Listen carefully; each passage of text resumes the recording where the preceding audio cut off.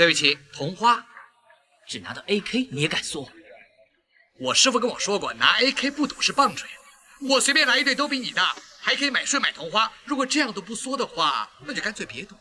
这时达叔也被龙九救了出来，看到小刀首战告捷后，和阿星手拿住威花大秀武技。而在两人一浪接一浪的加油声中，赌局有条不紊的继续。小刀和海山则是不分伯仲，先后瓜分了其他客人的筹码。不久后，桌上只剩下2人，海山便提一个派1人参加，这样4人对赌起来才有意思。于是阿星和大军坐下，4人形成了对立之势。为了防止大军看到底牌，阿星小刀将牌紧紧护在手心。阿星手中的底牌是黑桃 K， 而小刀的底牌则是黑桃5。此时牌面上阿星最大，当即豪掷300块要第3张牌，其他人无奈也只能纷纷跟注。很快第3张发出，轮到大军说话，直接将筹码加到了300万。等再来到第4张牌时，大军将所有筹码一口气全部梭哈。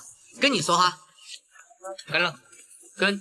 而这时海山的底牌是 S， 桌面上是2张 S 2张老配，大军的底牌是勾，桌面上是2张9以及2张勾。阿星桌面黑桃1 2 3 4，全场数他的牌型最小。小刀桌面3张5，再加上底牌也是5，他的牌现在全场最大。于是索性将剩余所有筹码拿出，提议和海山2人外赌一场。海山见大军信心满满的点头，也就顺水答应了这场豪赌。眼看胜败在此一举，大军果断动用特异功能开始换牌。而阿星见状也急忙发功，以同样手法换他们的牌。就这样数分钟后，经过2人一番折腾，小刀开牌时底牌变成了方片2，立即把海山高兴的手舞足蹈，极其嘚瑟嘲讽了一顿后，也亮出自己底牌，结果却是阿星的真人艺术照。见此一幕，把大军给恶心坏了，差一点爆粗口散掉一身功力。随后他亮出自己底牌，打算终止这场势在必得的对决。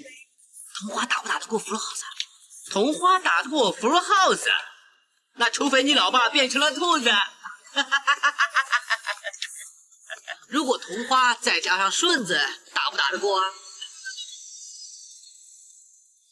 怎么会这样？我明明拿到你的底牌了。原来小刀一开始就知道大军会换走自己底牌，所以在第1轮要牌时，就将手中黑桃5换走了阿星的黑桃 K。说完，小刀扣动扳机，呲水枪立即滋了大军一脸墨汁，气得他当即飙起了脏话。这无疑又中了几人的算计。大军犯了特异功能的3大禁忌，紧接着一阵头晕目眩，一身功力散得无影无踪。他自知没脸在这里待下去，找了个借口灰溜溜离开了大厅。可海山就没这个气度，他立马喊来所有手下，确认赌神号已经开到公海后，下令格杀勿论一个不留。但他不知道的是，龙武兄妹早已在周围埋伏多时，瞬间解决掉了头皮手下。大厅刹那间硝烟四起，阿星赶紧带着梦罗躲进船舱，只是不停歇跑了一圈后，后面追兵却越来越多。阿星趁机进入厕所之中，而等他再出来时，居然利用2个皮揣子制作了一个简易双节棍。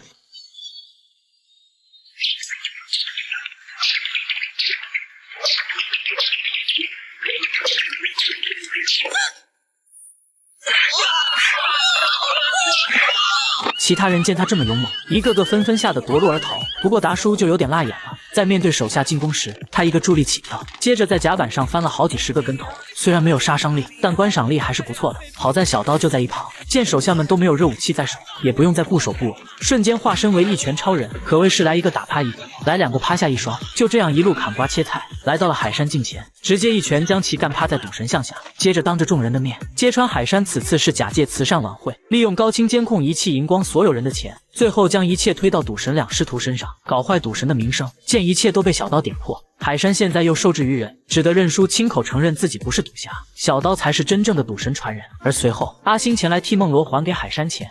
不必还，不必还，我们是欠钱不还的人吗？如果你要还的最好了，我帮你还，拿着。啊，1块2毛5。龙九，船一靠岸，立刻报警。闻听此言的海山还想殊死一搏，结果小动作立马被小刀听到，于是当即甩出一记飞牌打掉武器，接着和阿星同时起跳，大脚底板直朝海山脸庞而去。事后海山锒铛入狱，和他的赌魔依附团聚去了，而阿星和小刀则各自抱得美人归。但由于特异功能的禁忌以及赌神的规矩，2人依旧每天入不敷出，于是他们便想到一个法子，先是阿星利用特异功能赢一大笔钱，然后再故意输给小刀，这样阿星就变得非常贫穷，小刀就可以拿着他赢的钱去救济阿星。如此2人一倒手，算是完美避开了所谓的禁忌和规矩。不料2人话音刚落，一辆豪车突然停了下来，接着下来了一个英俊挺拔的男人。